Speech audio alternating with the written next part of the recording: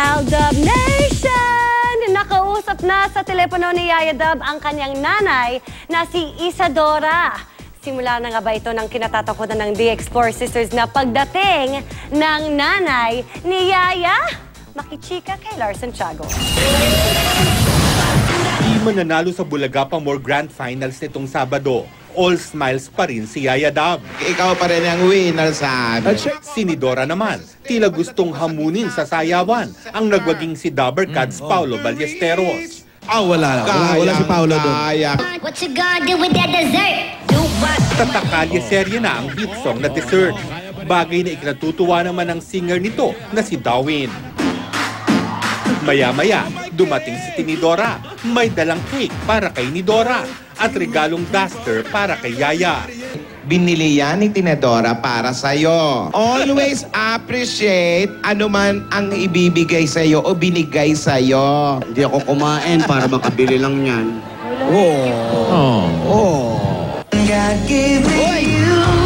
Mas nakumpleto pa ang araw ni Yaya dahil may pambansang baby.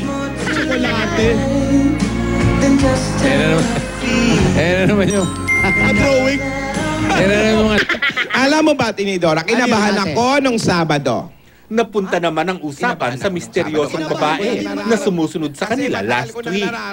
Mukhang nalalapit na ang araw na kinakatakutan ko. Hindi naman siguradong babae nga yung sumusunod sa atin. Hindi siya si Isadora. Naniniwala ako. Baka nga mga tagahanga ni Yaya o tagahanga ni Alden. Mababait yung mga yon. Gumagawa pa nga sila ng magagandang projects. Pero sa gitna ng kwentuhan, may kumukuha pala ng video kina Yaya. Parang may nakita kami rito. Ayan, sinusumpa sila, Sa sobrang kaba, tumaas tuloy ang blood pressure ni Lola. At lalo pang kinabahan ang mga lola ng...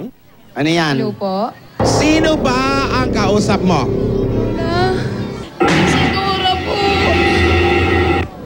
Isadora! Sinasabi ko na, Tinidora! Nararamdaman ko nasa paligid lang si Isadora! Ano kailangan gawin natin? Mag-isip ka ng magandang plano.